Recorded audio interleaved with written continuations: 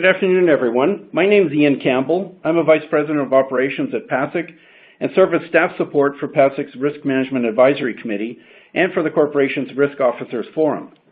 I'm also your moderator for today's webinar, in which we explore risk issues related to demographic and generational change and the implications this will have for P&C insurance. This is the last of 3 emerging risks webinars we're hosting this year. We use these sessions to drill deeper into topical issues that have caught the attention of risk management professionals and other stakeholders throughout the industry. Our webinars offer a convenient means to bring together interested parties from across Canada who might not otherwise be available to attend regularly scheduled Risk Officers Forum meetings in Toronto. Interest in our webinar series continues to grow. We have senior risk officers from 30 organizations across Canada joining us here today. Great to have you with us. A special welcome if this is your first time participating in a PASIC Emerging Risks webinar. We hope you find this session very informative, and we thank you for joining the call. I wanted to briefly review a few housekeeping items before moving on to introduce our guest speaker. The first issue regards antitrust compliance. Members are advised that under the Competition Act, they cannot collude on their approaches to any business strategies. The Competition Act applies at all times. You are and remain industry competitors. Commentary cannot reveal directly or indirectly individual claims, adjusting practices, approaches to determining the scope of coverage or resolving mixed claims, or common practices in managing third-party vendors and service providers. The second point concerns recording this webinar. We routinely record all of our webinar sessions for future on-demand rebroadcast. A copy of today's presentation will appear on PASIC's website shortly. This will be of interest to some of our members who are not able to join us here today. And the next is a standard disclaimer to keep our lawyers happy. While we greatly appreciate having our industry specialists join us as guest speakers to lead webinar presentations, please note that the views and opinions expressed by our guest speaker and any viewers providing questions and commentary do not necessarily represent the views and/or positions of PASIC's Risk Management Advisory Committee or the corporation. My final housekeeping item concerns viewer feedback. Our webinars are designed to be informative, collegial, and interactive. We invite your questions and comments throughout the presentation. We want to make this very conversational. If past webinars are any indication, there will likely be lots of questions coming forward as we move through the slide presentation. We want this webinar to be conversational, thought-provoking. You'll find a text box on your screen which we invite you to use to submit questions and comments to me directly. All feedback is received in strict confidence. Your name and organization will not appear on viewer's screen. I'll pose the questions to our speaker as they are received. Please feel free and comfortable sharing your thoughts with us. The advantage of you tuning in live is you can help to guide discussion in real time. We take a small flat fee. The rest goes to covering your stuff. That concludes my list of housekeeping items. It's now my pleasure to introduce our guest speaker for this afternoon's webinar, David Coletto. David is CEO and one of the founding partners of Abacus Data. He manages the day-to-day operations and leads Abacus Data's team of research consultants and strategists, delivering strategic advice and research design expertise to some of Canada's leading corporations, advocacy groups, and political leaders. David has almost a decade of experience working in the marketing research industry and is an industry leader in online research methodologies, public affairs research, corporate and organizational reputation studies, and youth research. An outspoken proponent of transparency in the polling industry, David is regularly called upon by media and organizations to provide expert analyses of public opinion and research methodologies. If you're a political junkie, David's firm will be very familiar to you. He's led research projects for organizations in many sectors, including pharmaceutical, transportation, financial services, education, natural resource, telecommunications, media arts, and cultural, tourism, and retail industries. He also leads Abacus Data's Canadian Millennial Research Practice, developed to help clients connect and engage with Canadian millennials, those born between 1980 and 2000.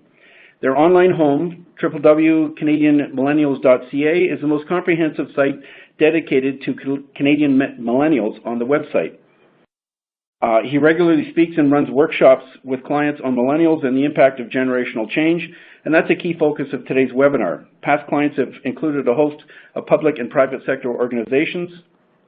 Earning a doctorate from the University of Calgary in 2010, David's an adjunct professor at the Arthur Kruger College of Public Affairs at Carleton University, where he teaches courses on polling and public opinion, political marketing, research methods, and designing public affairs strategies.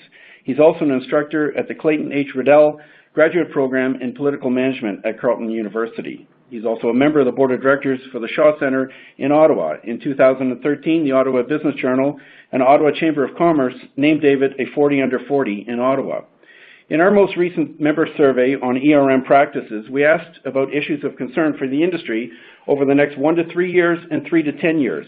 Changing consumer preferences was cited as a top 6 issue over the next 1 to 3 years by respondents and a top 5 issue over the next 3 to 10. Clearly, our members are aware of changing demographics and the effect this can have on the way in which products in the industry are packaged, priced, and delivered to market. It's our pleasure to have David joining us here today to provide greater insight into millennial behaviors and possible implications for our industry. We've received a few questions in advance, but I want to remind viewers to please send me your questions and comments as David leads us through his presentation, and we will work those into the presentation. So welcome, David, and we'll now hand things over to you. Thank you so much, Ian, for that introduction, and for all of those tuning in. Thank you for being here. This is a variation of a talk I typically give in person, and so I'm going to do my best to be as engaging as I can through the digital form here.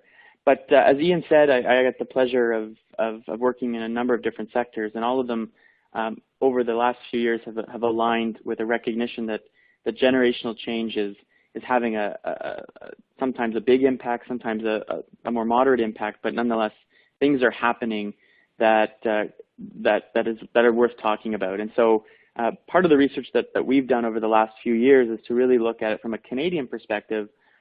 What does generational change mean? Why is it worth looking at millennials in particular, that generation born between 1980 and 2000, and looking at how them entering the market at the same time as such technological change has taken place, I think has created a scenario where we're seeing incredible potential for disruption and already a lot of disruption. So that's really what my focus is going to be today. I haven't admittedly done very much work in casualty or property insurance in terms of working for specific clients, but I think a lot of the lessons from the data that we've collected and worked in other sectors, I think, can apply, and I'm really actually fascinated in our discussion at the end to see, what's on the horizon and what are many of you thinking about as you look at these trends and decide how to position your business going forward.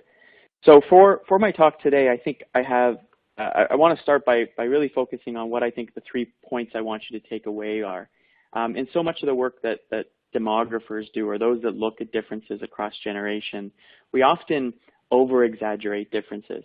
And I think the first point that's really important, and I'm going to highlight throughout, is that I think fundamentally millennials and every other generation are fairly similar, and there's far more that unites us, that we are similar with than divides or differentiates us, and that's important to keep in mind. I think good customer service, quality product, good pricing, those are the fundamentals that apply to every generation. That's not going to be different when you're thinking about this segment of the market and how to delight them. However, we wouldn't be doing this session if there wasn't something to talk about, and there is some important differences that I'm going to highlight today that really focus my talk on why I think we are different. And if you understand this from a foundational level, many of you listening might have kids who are millennials or grandkids or nieces or nephews, or you may be millennials yourselves, and so you probably have a better understanding of this segment than you might know. But it's to recognize what is causing these differences and why do people my age, because I'm a millennial, I'm much older than that picture leads on, but I'm still a millennial. And so what drives us to make those decisions? And then thirdly, I think, given the work that you do, both, in a market that's highly competitive, but also one that's heavily regulated, is to think about how you approach the way you not only you interact with this new consumer group, but also, as Ian said, the types of products that you develop and put into market over time. So I'm going to start my talk by focusing first on who are the millennials. And as I said, I define them as those born between 1980 and 2000. There's variations on sort of the fence posts around when millennials were born and sort of the cutoff. But this, I prefer this it's probably the most often cited definition, and I think it nicely aligns with some changes that we've seen not only in technology, but also in the socioeconomic, political, and social context that created and produced my generation. And I will say I'm going to make a lot of generalizations today. Not everybody in Canada, in other markets around the world, fit perfectly into the box that I'm going to describe. But but my observations are based on patterns and clear differences that I've seen through the data we've collected, through my extensive interviews with young people across the country, that does suggest there is something different or unique happening with my generation. And so when we think about who this generation is very quickly, and there's lots of media coverage of millennials and how to work with them, how to manage them, how to get them to vote, how to get them to buy things. But I think the starting point for me is that what's clear is that millennials, or Generation Y, both of those terms are often referring to the same group, is clearly the most racially and ethnically diverse generation in history, the most tech savvy, the most entrepreneurial, the most educated. And I think perhaps an important point to note that it's often not highlighted enough is it's the first generation in Canadian history and in most developed countries in which women will be more likely to have a post-secondary degree than men. And so that fact alone is shifting when families are starting, when households are being formed, who's doing many of the things in these households. So many gender roles are shifting, and we're likely going to see that what may have been at one point, insurance, for example, may have been a decision point for the male in a household. If it was a heterosexual household, may increasingly be a decision that's made together, or as we'll see, more women being the primary breadwinner, something maybe that women will take a greater lead on. But all of that's to say, gender roles are shifting, and some of the data is quite striking when you look at that. When we talk about why so much focus on it, the simple fact is it's just a huge generation. In Canada, there's about just under 10 million millennials, representing about a quarter of the population. Last year, Stats Can estimated that it was the first time millennials outnumbered baby boomers. So we are now the largest generation in the country. In terms of the labor market, clear plurality of working age Canadians are millennials in a few years. It will be the majority. They're shipping, and we're not going to talk a lot about employment today, but many of you might have millennials on your team, and there's a whole other presentation and discussion attached to how do you actually work and manage this new generation. But the fact is that we're big. And you look at the demographic shifts over time, it's clear what's happening, right? Canada's aging overall, but if you look at the trends over the next 35 years, millennials, because of their size, that yellow line represents, really a dominant force in our market for the next 35 to 50 years. In many of the same way that baby boomers have dominated that same market for the last 30 to 40 years. And so millennials, because we're primarily the children of boomers, we are that echo boom, we will play that role. In terms of Gen X, I often say that you're the forgotten generation in many ways. If you go to Chapters or any bookstore or Amazon, there's very few books written about Generation X. There's no, I don't think there's any speakers on the speaking circuit talking about Gen X, and it's largely because not that they're not nice people or they don't contribute to society. It's just simply their size. They're not as large a group, and therefore collectively don't have the same potential to disrupt. But they have an important role in that, particularly in the workplace, they're going to be the ones managing the exit from the workforce of the boomers and the really, it's already happening, but the introduction of millennials and the next generation to the workforce going forward. The other side of this generational shift is also happening in the political market, and it's not as important to your businesses right now, or at least to what many of you on this call are focused on, but I think it's important to think about how governments, those that regulate your sector, are going to start reacting. Because as this data shows, since, if you look at 1980s as a starting point, boomers have dominated or been the largest segment of the electorate, in the same way they were the largest segment of the population for much of the last 30, almost 40 years. And what's interesting is this white bar, or this white share at the bottom here represents the share of the millennials in the electorate, those eligible to vote. And what's interesting is by 2019, the next year of the next federal election is scheduled to happen.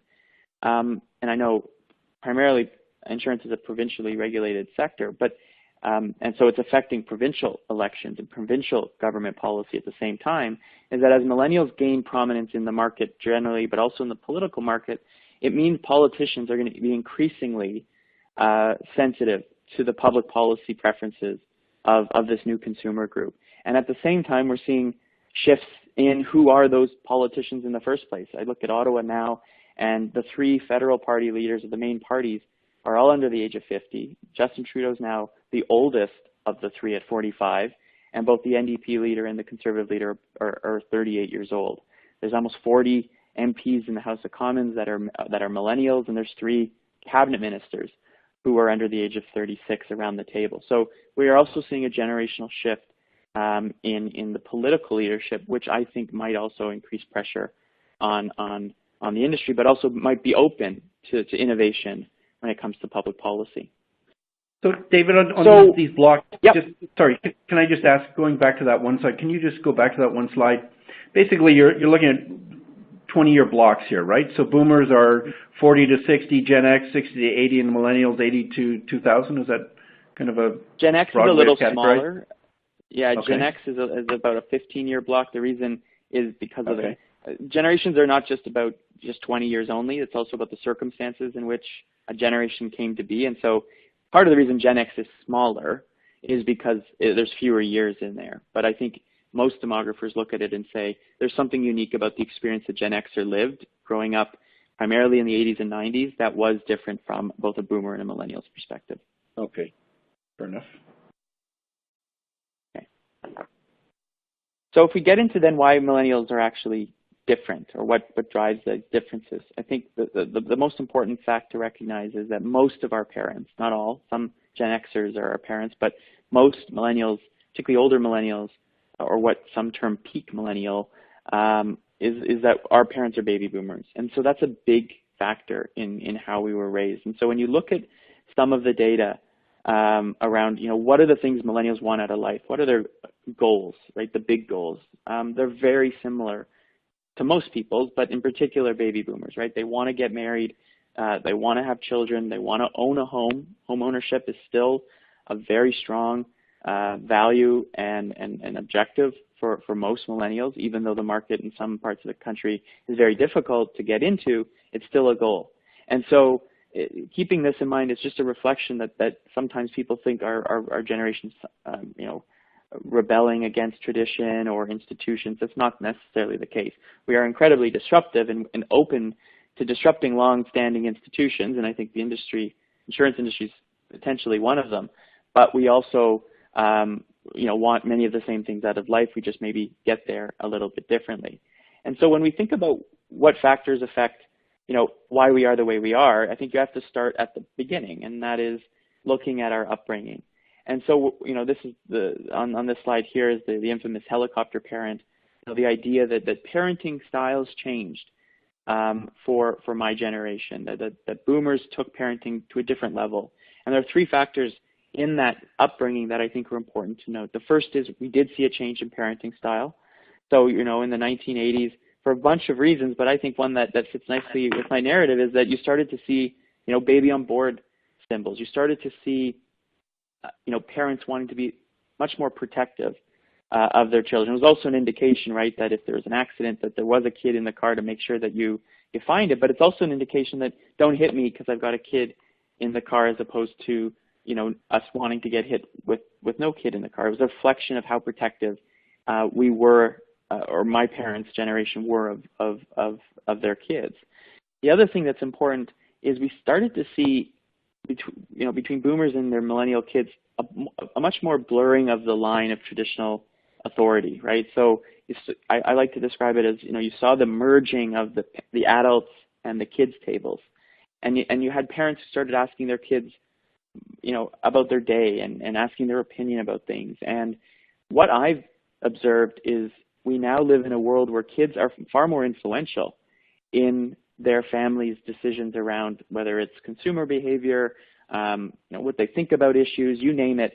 Kids are far more influential today. And I think that a lot of that has to do with, first, certainly their ability to access information and sort of translate it for their parents.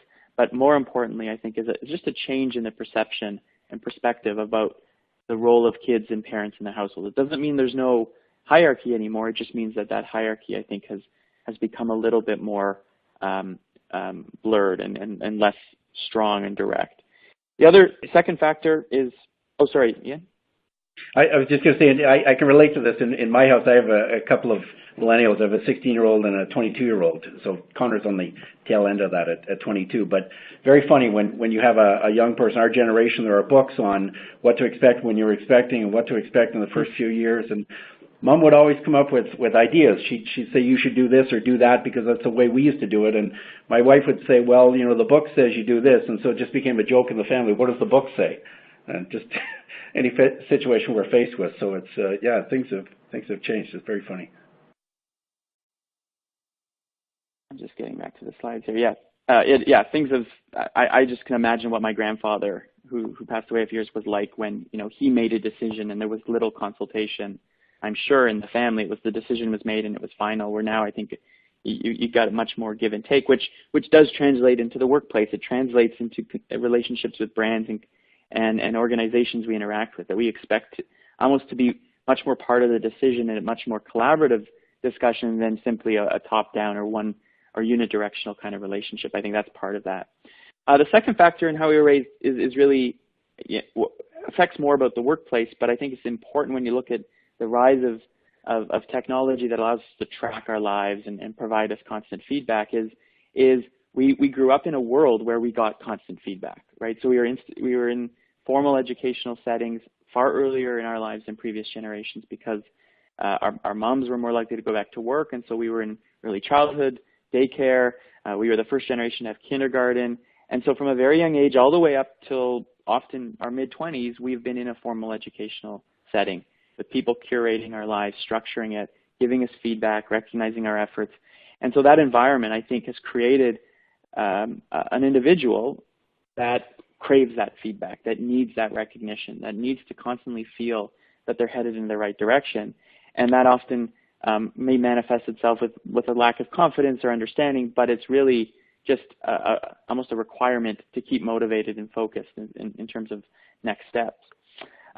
The third factor in how we were raised, on top of all of these layers, you have the final one, which I think is the emergence of the self-esteem movement in the education system broadly, and the idea that boomers wanted to instill in their kids the idea that they could achieve more, if not anything, that they wanted to. And so, this was a survey question we asked a few years ago, and we asked, 18 to 30-year-olds growing up, did many people tell you could achieve anything you want? You can see almost all of them, 85% said they agreed with this idea. So on top of this much more connected, inclusive type of family arrangement that was more likely to appear, you also had a sense that things were possible, that I could be a doctor, a lawyer, an insurance broker, an insurance agent, you name it, if I wanted to, and that the world was really my oyster and that people really encouraged me to do that. And so I think that is where you see a lot of the trends from it. But it's also the state of mind of the generation from a marketing perspective.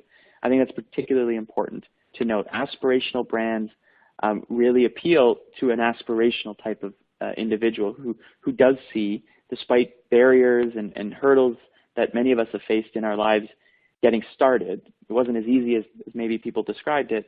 There's still that I think generally sense of optimism that exists about what's possible for us going forward. So that's our upbringing. Any questions, Ian, at this stage? We have a couple of questions, but I think one's going to come up later on. It talks about on-demand insurance, so we'll save that one in terms of trends in the marketplace and how things may change going forward. Another one was, how was your research performed? So maybe that's a good point to talk about now. You talked about meeting millennials across the country, and I don't know if you got into focus groups and whatnot, but they want to know, how did you actually develop, how did you boil down these points? And how were most of the data? Yeah, sorry, go. Yep. So most of the data in these slides and the research we do is based on survey data that we've collected with Canadians over the years. So the different year points to when it was done, but we typically do 1 or 2 big national surveys a year of a representative sample of Canadians aged usually 18 to 35, but that's changed as the generation has emerged over the last 7 years. But it's all based on online. We typically do all our research online. It's hard to get these kids these days to answer a phone, let alone answer a survey on it. And so online research is really, for us, the best tool to reach out and do this. And so that's all of that data is based on original research that we've done. Okay, and focus group sessions too, do you do that as well? Or yeah, we've done, and so a lot of that, we've done focus groups, in-depth interviews, and a lot of it also comes out of the work I've done with a lot of clients, which I can't share, but I've learned a lot of, we do a lot of work with Shaw, for example, in Western Canada, and a lot of my understanding about of the consumer journey and the influence that kids have in households and how particularly millennials who are forming new households, which I think is the target for your industry, how they come about that and they're thinking about how they decide which providers to use for different things. So that's all coming out of both qualitative and quantitative work. And some of your research, of course, you're summarizing some of those findings in a more general way for this presentation. So some of the points we're seeing here, actually, you could take right back to client research and just say, well, that's where we got this, that. Exactly. Yeah. These are some of the points. So I should have said at the beginning that all my observations are really based on research we've done. It's not just me putting my finger in the air and that's important to me, and that's what I do. Data is a really important point in terms of the decision making or the recommendations I make to clients going forward. Absolutely. And the second question related to that, this person had put forward, how were personality traits for the newer generation analyzed? So I don't know. Well, I'm not going to actually. It's a great question. I'm not going to be able to really get into much depth on that in terms of. But if you go to our website, CanadianMillennials.ca, we've actually done a segmentation where we actually looked at the different personalities in the generation. Like again, I'm generalizing us as a big blob, but of the 10 million of us, there's very different personalities and very different perspectives. We took a very simple cut and looked at it from a statistical point of view, and it produced 6 unique groups that have different personalities. But all those descriptions are available up on our website, and you can get info there. I just wouldn't have had enough time to go deep on that. And the other side of it is there's very different cultural background. Socioeconomic status does affect how people actually live and the choices that they make. So all of that gets kind of scrubbed away when I try to generalize an entire generation. Yeah. No, that's great. That's very helpful. Thank you. You're welcome. So the next key fact, obviously, once you've got this, I believe, a very different upbringing for us compared to previous generations in terms of how we were raised and the world in which we were raised.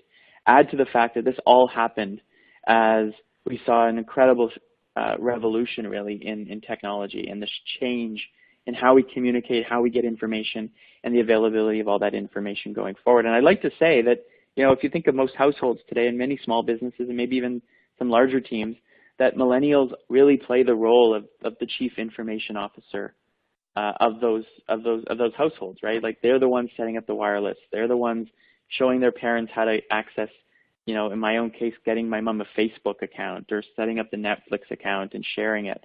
So that power, and I call it power because I think it really is, has also changed the dynamic between those who have traditionally been in positions of authority and those younger employees or those younger consumers, that we know we have some power over us. The other big story about technology is that it's changed clearly, and this is, I think, particularly important. It has changed the way we make decisions on a range of things.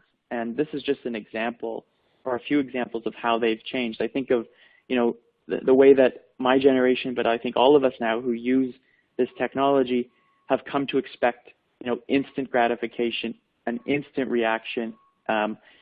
Brands and organizations have created expectations that things are going to be delivered quickly, that we're not going to have to wait in line for things, that processes are not going to be slow, right? That if I can order, a book or a magazine or toilet paper, for that matter, off Amazon, and in some cities in Canada, it will show up the same day I order it, or at the very least, I know I can get it the next day. That kind of expectation has been set. And so now many of us, including those in other generations, have come to expect that from all of the different organizations that we deal with. The other side of social media that affects this need for reaction, instant reaction, is that we've come to a point that those who actively use Facebook or Twitter or Instagram do so not only because they can share and they can connect and they can network with the people they like or love or work with, but it also has empowered us as individuals to develop our own brand. And I think so much of marketing today and thinking about what does it say about me as an individual that I, wear your clothes, or I drive your car, or I visit your destination. Because the choices of me posting photos is not just about, wanting to share. It's about wanting to share a particular image of myself. And at the same time, wanting the feedback and the recognition from others. So, how often I find myself doing it as well. I'm on vacation, posting an amazing picture of some, sunset, and then within a few minutes going back and seeing how many people liked that photo, right? Or if you use Instagram, put a heart around it, right? I need that feedback. I need that recognition. This is so much a part of how we behave now. That's hilarious. The other one person, David, I was just going to that point, somebody asked, can you quickly review why millennials need constant approval and instant reaction? And that goes back to the care that you were saying earlier, that that generation has had constant care from the cradle right up. Is that? That's what I think. Yeah, Okay. that we've always had people in our lives, right? Think about whether it's teachers or coaches or instructors. Again, our generation, our lives were far more structured. We weren't just let free to go run, right, in the fields. We were put into after-school programs and hockey and a whole bunch of other things that we had people in our lives giving us that feedback, right, constantly telling us how we were doing. And then add technology to that, which has increased the demand for speed in how that feedback gets fit, right? So think about, as I'll show you in a moment, all the devices we have, the Fitbits, the Apple Watches, the Nest thermostats, the smart TVs and smart appliances. All of that feeds into this need to not only track our lives and to know and to get feedback, but also, it's about convenience as well. So those two factors often affect that. Okay, great.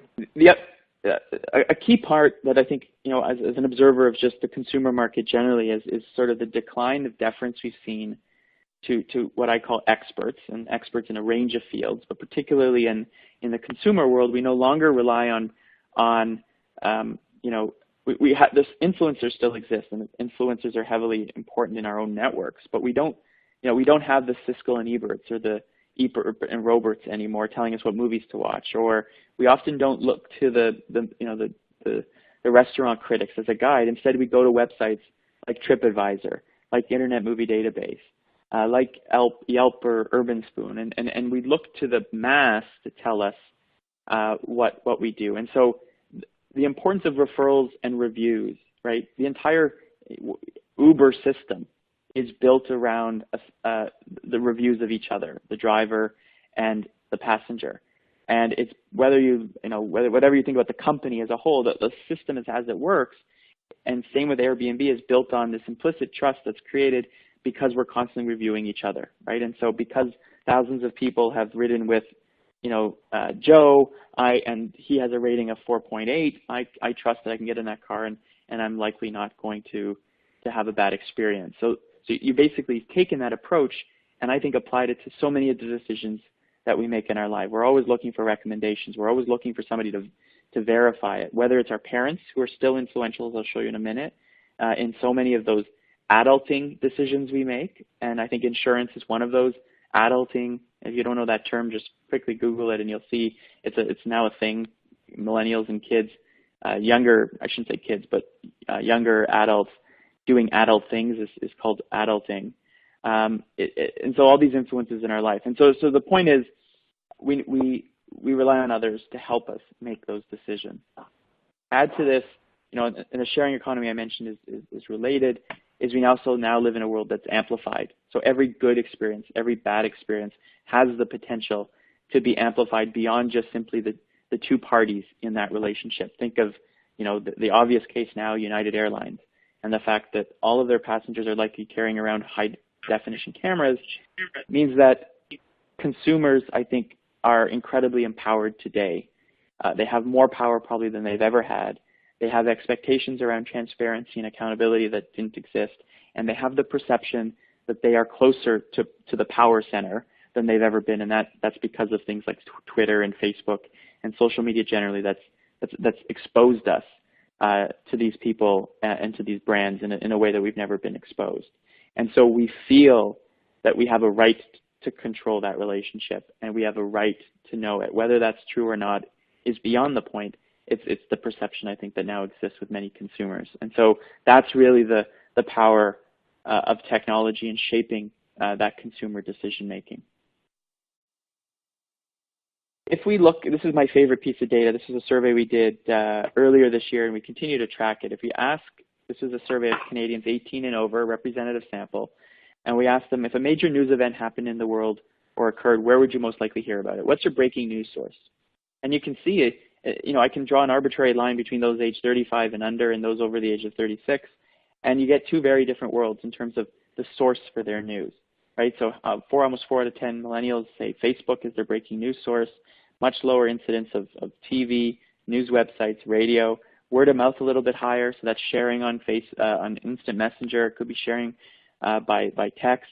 And you look at those older, and you see, more traditional news organizations, TV, radio, more broadcast, still are the dominant breaking news sources.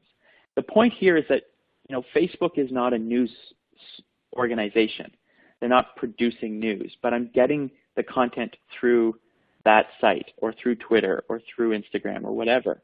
And the point here is that my generation and every generation that comes after is going to have greater control over the content that they're exposed to, simply by the fact that we're curating our news feeds. We're deciding, which news organizations, which journalists, if any, we want to see populate our news feed. And unless you pay to access our feed, we have a lot of control, although the Facebook's algorithm has also some control over that. We have control over what we see.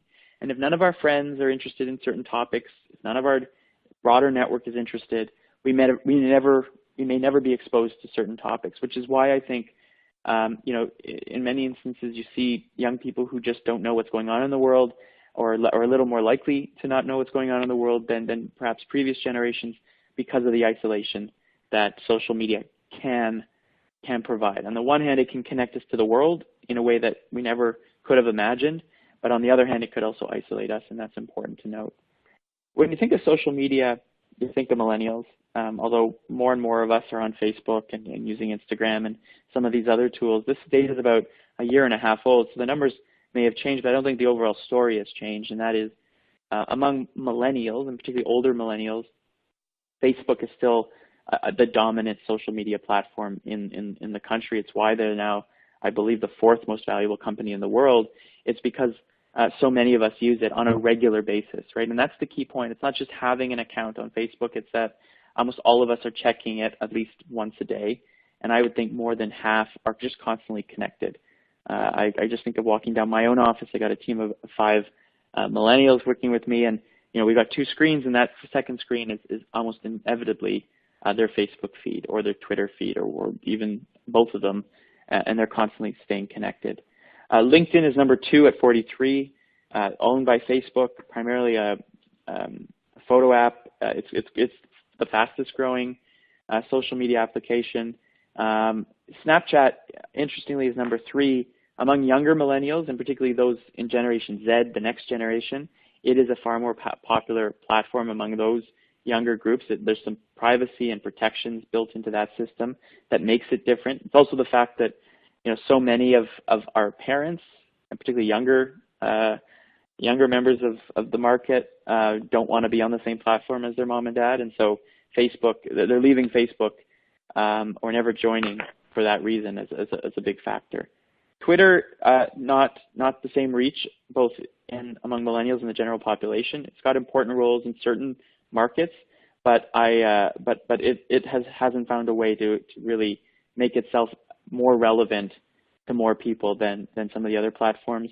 And then among millennials, LinkedIn, it's not really a social platform that we're using regularly, but I think you do see an arc that as you get older, as you enter the job market, you're using it more as a professional network, and so you find that older millennials are more likely to use it, but it's just not something they're constantly on. In my own case, for example, I might log into LinkedIn every few days or once a week, but it's not something I regularly use, even in business. Do you think Trump using tweeting like he does, do you think that's turning off the younger generation? They see that as kind of the dinosaur generation? I think Trump turns off a lot of people for a lot of things.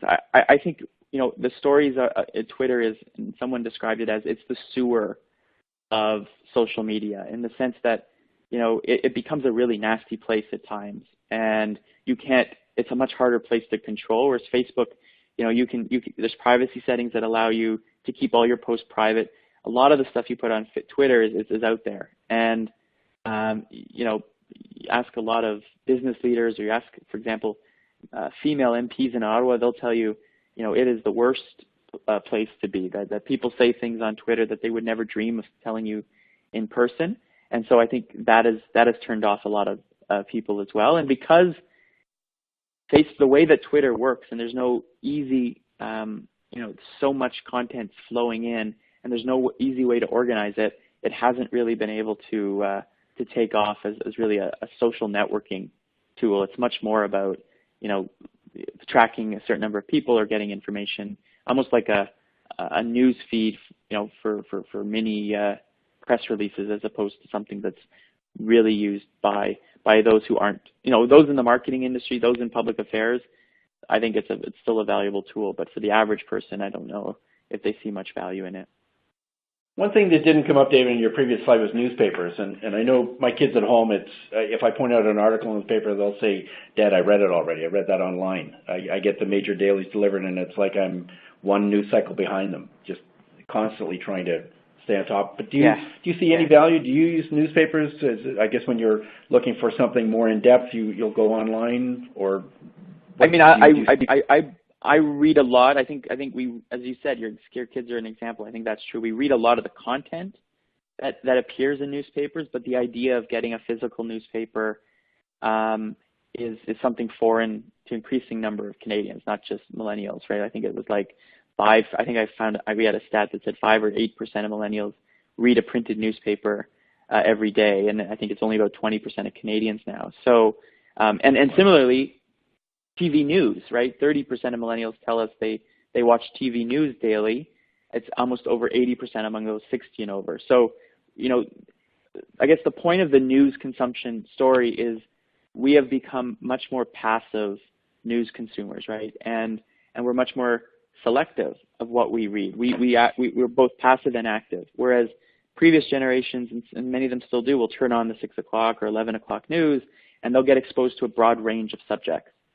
You'll listen to the radio on your commute home, or you'll pick up that newspaper and you'll read through a whole bunch of headlines. You may not read the whole story, but at least you're exposed to it.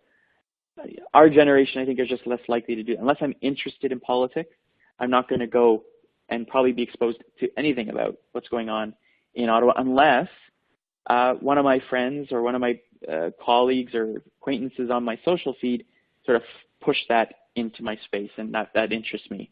Otherwise, I might be isolated from so much of what's going on. So you really have to be extra. It requires, the tools to target consumers have never been better, right? To be able to find the exact person you want to talk to and talk to them. If I was, any recommendation, if I was saying to anyone wanting to reach this generation, don't spend any money on newspaper ads or TV ads, because you can take that money and be much more efficient and reach the people who you actually want to reach on so many of these social media platforms going forward. And which is why all these newspapers are in trouble. It's why even network TV is in trouble, and Facebook, Google are the two, or in the top 5 most valuable companies in the world, because they figured out how to give us all our data for free, all about us, and then use that to help advertisers target us.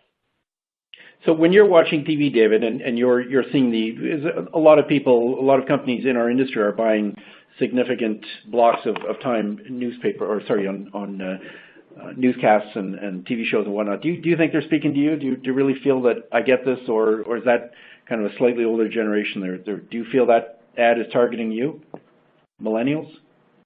I do see efforts at it. You do, depending on the program you're watching, you do see, you see yourself in a lot more ads.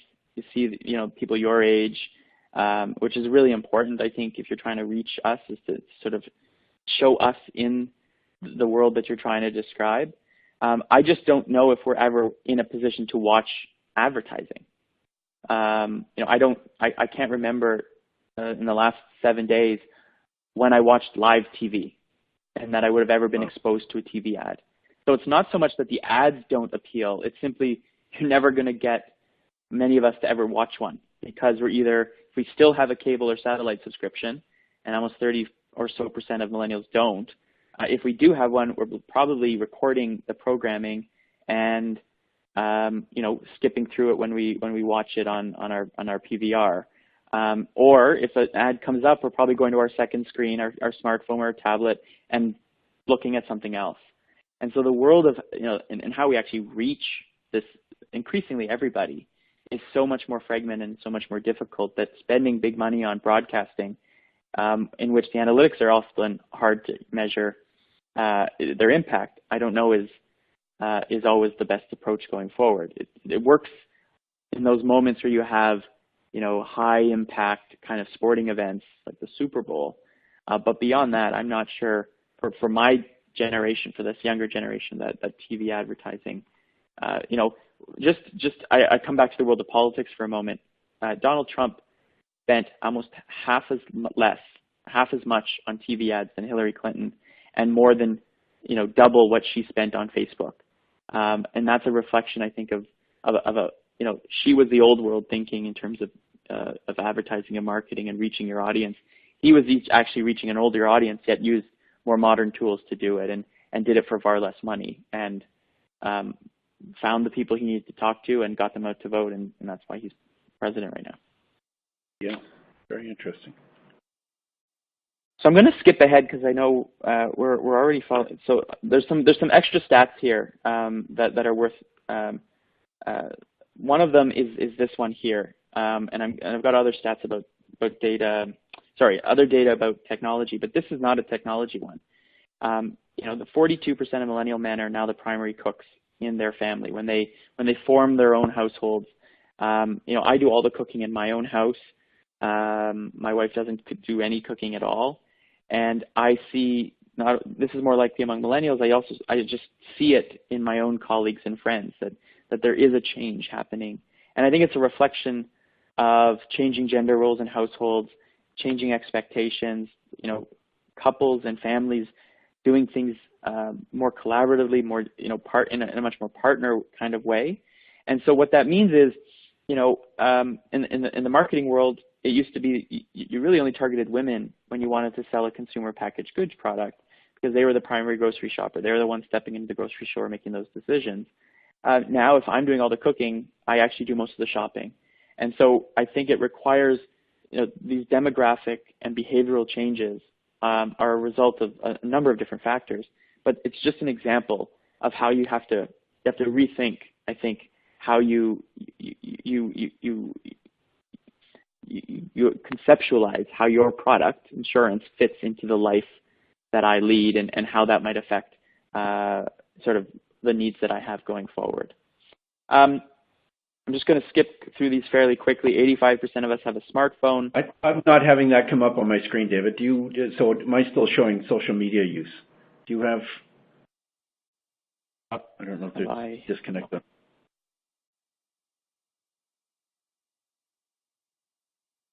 Is it still not up? No. So let me try this. Let me go on. No, that's some surprising things to learn about millennials. If I can advance the slide, what number are you on, David? I'm on slide 23. 23, okay.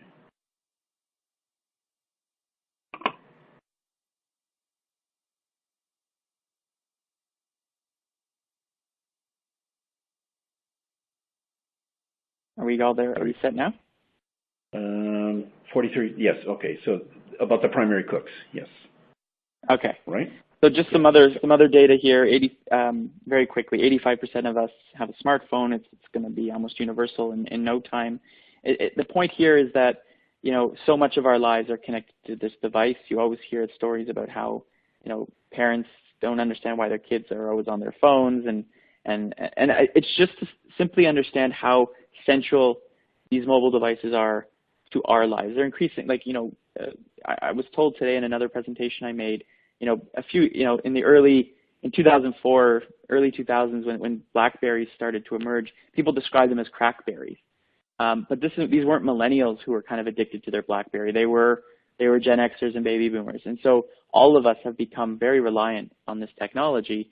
The difference is, I think, though, millennials sort of make it so much more central to their lives. It's their primary way that they access information. It's the start of almost every consumer journey, begins on that smartphone, and so much, almost the bulk of our communications happens there. And so there's research that actually shows that millennials are far more likely to actually be in love with their device, that when it chimes or vibrates, they get the same emotional reaction as someone who has a loved one walk into the room.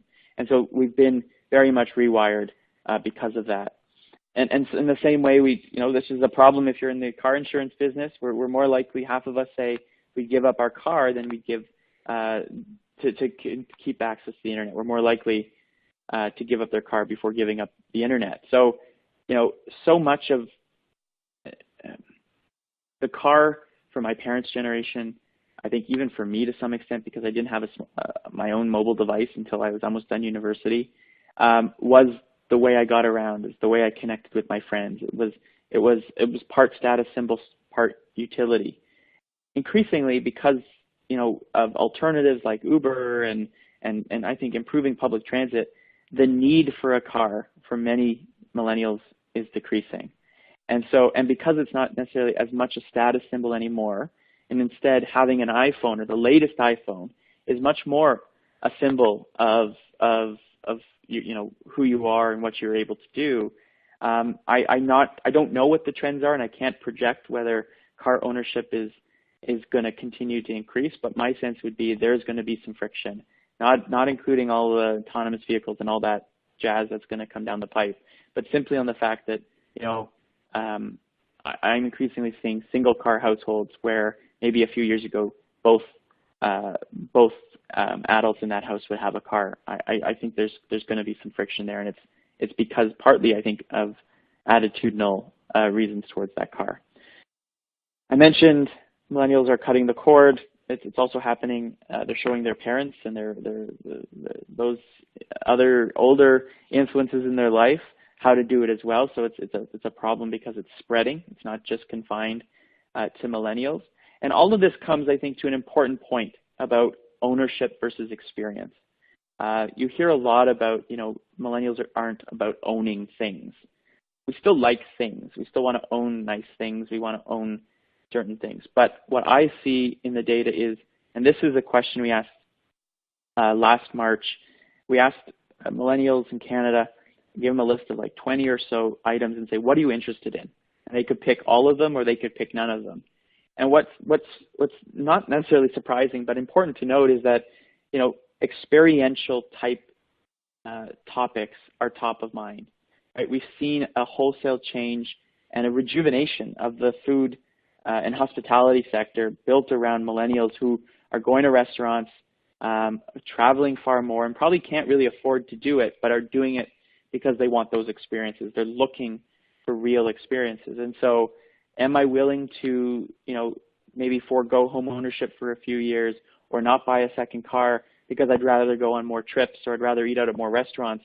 That is increasingly, I think, going to be the calculus in my generation's minds, that they're looking to ensure that they can have those kinds of experiences. So that's going to be, I think, a friction point for your industry in terms of the number of products that people are going to want to insure over the course of their life going forward. The last factor, and I know I'm already almost an hour into this and I haven't got to the so what, is I want you to think back, for those of you watching, if you're a little older than me or Ian, how old you were when you first moved out of your parents' home, and you became financially independent, when you finished your education, when you achieved all those milestones that people consider, becoming an adult, right? Yeah. And what the data shows is that clearly millennials are doing this far later in their life, right? This is data we collected a few years ago. Again, the numbers might be slightly different, but the story is the same, is that large numbers of, and this is 20 to 35-year-olds. We actually took out the 18 to 19-year-olds. So among those aged 20 to 35 in Canada, almost two-thirds have moved out of their parents' home, but a third still live at home with their parents. David, can I just, and I know Blair's listening in, our administrator here as well. I just want to make sure that what people are seeing at home, I'm still stuck on slide 23, and hopefully it's not my machine, or hopefully it is my machine. It's not. Are you on 28 right now showing the bar graph? Is that, because I want to make sure people are seeing what you're talking. Sorry, I'm on 30. On 30, okay. So let me push that to the audience. Okay. As long as you're showing, if your screen is showing what you're speaking of, then it's my machine here, and I apologize for that. But it might be me. Sorry. I hope it's. Okay. Blair, if you're listening in, we'd like to be on slide 30. I just want to make sure that that's actually what people are seeing out there. I apologize for this, but okay. All right, I will continue. So the point here is, we're a generation in which we're achieving these significant milestones much later in our life, right? And so, if you consider for a moment what that means, it means we are likely delaying adulthood. That's the idea, but we're delaying when we're starting families, when we're moving out. In fact, many of us move out and then come back into our parents' home later in life, and I'm going to push this, make sure that's showing up, and also financial independence. And so the decisions around insurance, the decisions at which point we need, whether it's renter's insurance or home insurance or auto insurance of any sort, is likely going to happen a little bit later in our lives for many of those product types. And I think that's really important to consider. So to wrap up then, and I want to think then about what does this mean for your sector. And again, given that I haven't done myself direct research in the sector, I'm basing it off of some of the things that we've done in other areas and trying to weave in some of the trends that I'm seeing. The first one is clearly there's not a problem with your industry, but I think there's a perceptual challenge that you face. This was a survey that was just released. We just did it for the Law Society of Upper Canada. But what we did here is we asked, this is Ontario only, but we asked millennials in Ontario, how well do these different sectors or types of organizations do in making information easy to access, interacting with them easy? We didn't necessarily say online or digital, but we just said overall, how easy is it to interact with these different sectors? And you can see, banks are at the top of the list of those that we tested. And I think the banks have, for me anyways, have been an example of a sector that's responded relatively quickly to the changing consumer demands out there, right? They've implemented mobile payments and mobile systems that I'll show you in a moment have been increasing in popularity. If you look at just the generic insurance companies, you're not at the bottom of the list. I think the legal sector clearly has a lot of work to do, but only 11% of millennials perceive, and this is a perception because many of them may not have actually interacted with you, perceive that you're excellent, and another 28% say that you're good. So you're right now of these types of sectors we've tested, kind of in the middle of the pack. And so when I describe then those banks, and this is data that the Canadian Bankers Association, which we do research for, releases every few years. In a study they call How Canadians Bank. And what you see here is we ask consumers, what's the primary way you bank, right? And online clearly is the dominant force still, but it's this blue line here that I find most interesting, is that we see a significant rise in the course of 4 years of mobile banking. And when you look at it from a demographic perspective, you see that most of that is happening among those under the age of 35, and a significant portion of those between the ages of 35 and 44. So the banks responded, I think, to a consumer demand, and we are using it. And we're increasingly moving off not just from going into a branch or an ATM, but moving from a desktop kind of application to one in which, in even my own case, I do most of my banking through my smartphone. I deposit checks, I open new accounts, I move money, everything's done on that device. And so this is a further example about sectors and brands and organizations raising the bar, raising the expectations to how easy it should be for me to interact with service providers. And so when you think about then what are the four things that I think are important to consider, the first is that I think the fundamentals still matter. As I said at the beginning, we're far more similar than we are different. The fundamentals of good customer service, of providing good products, of being responsive, of pricing it fairly, or at least from a perspective of value, are still important regardless of what generation you operate in. And I think it's worth saying that at the outset. But there are a number of other things that are worth discussing. The first is, the data that we're seeing suggests disruption is happening really, really quickly. Just as an example, earlier this year we asked, in again a national representative survey, how frequently do you use a number of disruptive technologies? And we use some that people may not have known a lot. These are three that we hear a lot about, but you can see the generational differences between how frequently millennials, Gen Xers, and boomers use many of these organizations, right? So 60% of millennials say they use Amazon frequently or on a regular basis, compared to only 34% among boomers. Netflix, right? Similar kind of linear relationship between generation and use. Even Uber, where it's not available in every city in Canada. 1 out of 10 millennials say they use Uber regularly. That's 1 million people who are either transitioning from driving their own car or using public transit to a ride-sharing type of offer. And it's almost 10 times more than the typical baby boomer. And so even small shifts like that have, and you all know this, incredible impacts on markets going forward. To the point where I love this picture because it so sums up, right, what happens if you don't change, if you don't try to evolve with your consumer, in the sense that Blockbuster at one point, and I think this picture is actually from Calgary, Blockbuster at one point was considering buying Netflix and decided not to, and now we know how that story ended. And I think it's a really important and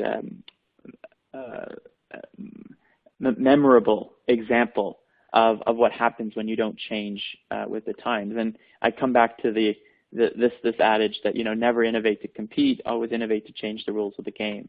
And so many of those startups in your sector, and I mentioned one later that I know is in the U.S. and not in Canada, but that's referred to a lot on the web, Lemonade, as a disruptive force in the insurance business, or other types of these kinds of startups that are looking to disrupt what seemingly is a disruptible business, I think is probably real and is happening and will probably happen faster than many of us even imagine. Exactly that point, David. An earlier webinar we had was a rep from Trove came in to talk about on-demand insurance. And the question that was posed earlier from somebody out there, our viewers, said, how does the current generation millennials view on-demand insurance, and do you expect to see that grow in the coming years, that you can kind of just tailor your insurance for this good, for this long, and that's all I need it for, rather than buying blanket coverage for the whole year or 6 months at a time, that sort of thing. So you see that again, I see that as a potential, very appealing. I would say. I haven't done research specifically on that idea, but if we look at other areas or other sectors, right, whether it's Netflix, on-demand, video content, or the push away from blanket cable subscriptions to more pick and pay, where I can decide what I want. Again, it's all about consumer control. It's about being able to access it. The perception that perhaps it's more cost effective, when in reality it may not be, and that's going to be where I think the rubber hits the road, is whether it actually costs less to do it that way. But I think any innovation that gives the consumer a little bit more control, that allows them to feel that they are paying for something they need as opposed to something that they don't. And I think insurance is usually one of those products, particularly casualty and property insurance, where we know we need it. When it comes to a car, we have to have it. It's a necessary evil. But we sometimes don't like that we're forced to do it, or we don't like the way that the relationship evolves, that the insurance company seemingly has all the power and the consumer has none. So any attempt you can make to make it feel that the consumer has more power, I think will be very appealing, and will be something that, as long as it's easy to do, I can imagine. I do it for travel insurance. I don't have a blanket coverage. The day before I leave to go to the States, I log into Manulife or Costco or wherever I get my insurance, and I buy that in coverage for the 5 or 6 days that I'm away, and then it's over, right? So as long as it's easy to do, and even that is relatively easy, but it's kind of a pain because you've got to sign all these forms and things like that. But if there was an app for that, I can imagine it being quite popular. But you'd have to explain it, and it has to be clear. And that's the other side of, I think, of the insurance business that is still very intimidating to many people, not just millennials, is that it's a very complex business. It's a complex kind of idea even, and we sometimes don't really understand how it works, and that will require, I think, some not just education, but simple explanations for people. Can you see the bulbs, Ian, on your screen? Yes, yep. And some of the viewers have said they're seeing exactly what you're presenting, so all's good. Sorry about that. Wonderful, good. The next thing I want to talk about is just simply, and we're not going to be able to get deep in it, but just to consider the millennial consumer journey and how different it may be from what we might traditionally think. And I don't think it's all that different. I think how we do it is certainly different. We're not going to likely pick up the phone and cold call an insurance broker or an insurance company directly, those that sell directly to the consumer. We're certainly going to start that journey online, probably on a smartphone, and it's probably going to be on Google at some point. And so, the importance of search and the importance of being there, I don't think is lost on any of the companies that would be watching this. So that's the starting point, is most consumers are going to start that journey there. But as I was thinking about my own experience with insurance, and then, my knowledge about how we make decisions about other things, I thought, where else are the influence points going to be? And I think, we don't discount. I talked a lot about how millennials are influencing their parents. On the flip side, we can't discount how important parents still are to many of their kids' big decisions, right? Whether it's buying a house or getting a mortgage or getting insurance. And so parents will still have, I think, for at least the initial engagement period, right? From the early 20s to the early 30s, I think are going to still be an influential force in the decision-making of millennials, not only to get insurance and the importance of getting it in the first place, but also in terms of what type of coverage, what company to use, and the like. And so I think it just needs to be part of the calculus in thinking about that journey. The other two sides of it are what happens when I've made my short list, right? So if you imagine these two, the 2 points on the left are all about, creating that short list of companies or brokers. If we go through a broker, then they do that work for us. But if we're not going through a broker and we're going to go direct to a company, then it's all about, what does that short list look like? This is where I think peer referrals and the actual interaction with the company become pretty important. Now, when I go to your website, does it seem like signing up is going to be a chore, or is it going to be easy? And that perception, I think, is particularly important in that journey and actually converting it. So, I don't have a full map of how this looks. I haven't done that work, but this is just a quick look at how I think, the different points on that decision journey likely look like for the millennial. The last thing I'm going to say before I open it up to final questions is, and I say this at the end of every presentation, regardless of the sector, is it is so important for every organization, for every sector, for every business and brand to tell its story. Like, why are you in business? What are you doing this for? And how are you different from your competitors is basic marketing. But increasingly, in a world where, you're not easily accessible to broadcast advertising. So much of our world is customized and focused on us. is I think increasingly brands have to think about the story that they're telling. And that story, I think, has a number of components that are unique to millennials, but increasingly true of everybody, right? And the first is really to show and don't tell. Show me what your products do for me. Show me why I need insurance. Show me why, I have valuable things, and, paying a certain amount of money per month, or if we ever get to a position where we have on-demand insurance, covering it for a certain period of time, why does that matter? What's the consequences? We almost have to be told, but in a way that shows us, as opposed to someone condescendingly telling us how to do something or to do it and kind of wagging a finger at us. Simplicity obviously is really important. We're the generation that's really grown up with 140 characters, short and sweet. Used to be 30 seconds, now we're down to 10, and that's particularly important. You have to, again, part of the challenge in your business is not just convincing them to use your company or your product, but convincing them to use the product in the first place. And so demonstrating value, I think, remains a key part of the story that insurers have to tell potential customers and consumers.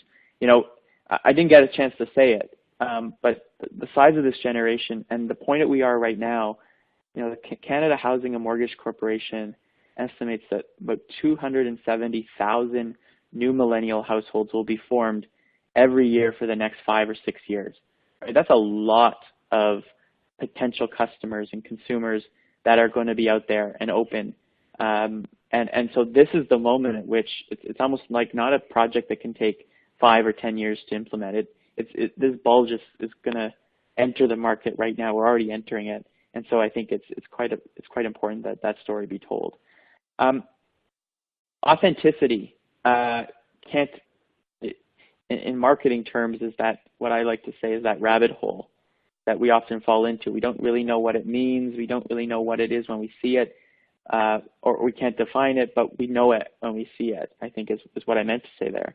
And so I think that's a hard thing for insurance companies to do, because so much of what you do is behind some kind of screen or black box, and we don't get to see what happens to that money when it goes in, unless something bad happens and we see the effect of a claim. I think trying to be more authentic and honest and open, I think will help. And I don't know how that looks or how that works, but is something that's critically important to show. I want to show, before I wrap up, one quick video. You have a lot of stuff, and you love the things you own. You never want anything bad to happen to them. That's why you get insurance. But old insurance kind of sucks. You pay every month, then when you need help, they give you the runaround. It's because they make money when they say no. That's wrong. Lemonade is different. When you pay, we take a small flat fee. The rest goes to covering your stuff. So if something happens, we pay super fast. And since we don't have brokers, we're super cheap. All this is available from the comfort of your smartphone. But here's the best part. Most years, we'll have money left over. So let me wrap up, because I've gone over, I think, some time, and I want to leave some time for questions. My point of this webinar was not to give you all the answers, because I don't think I have all the answers yet on what all of this means. But my point here was to help inform you and provide you some perspective on what I think is a really sizable and an important shift that's happening in the market. That you have this massive group of new consumers who not only are entering now, but have been in it, like for me, for example, for a number of years, who have to make decisions about insurance, we clearly need this product, but I think it remains a very elusive type of space for us. And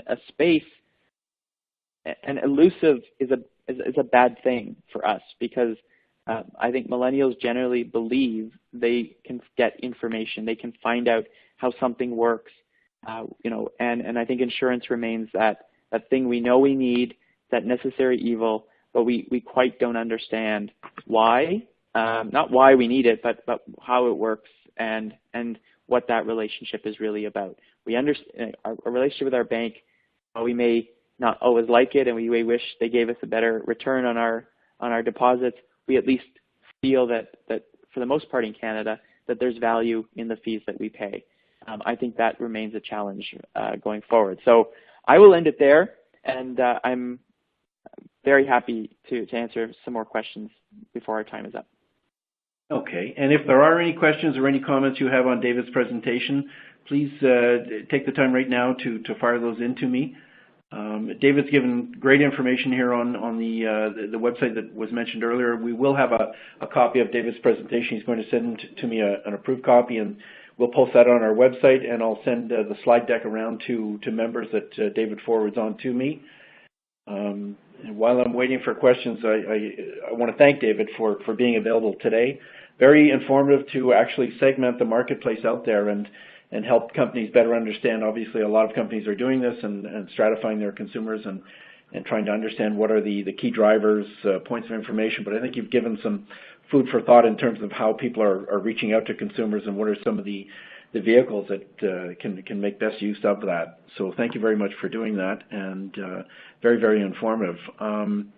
We're going to be doing a brief follow-up satisfaction survey, so that'll be coming to our viewers out there, and I thank you for that in advance, because your feedback helps to enhance the quality of future broadcasts, and you can give us ideas in terms of some of the topics you want to see covered in future.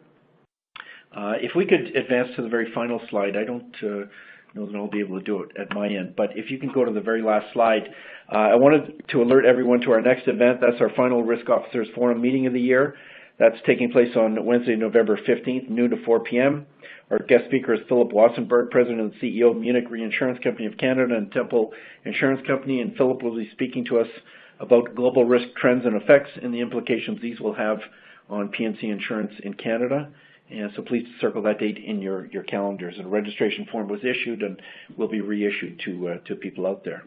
I don't see other questions, David, coming forward, but people will have your contact information on their the end of your slide deck, so I think that will be helpful to them. And if they have any other questions, certainly that I know you'd invite them to reach out to you. And it's been a great cross-section of companies out there, 30 across the country, that have been exposed to this, and I think it's very helpful information and food for thought going forward for a lot of our members.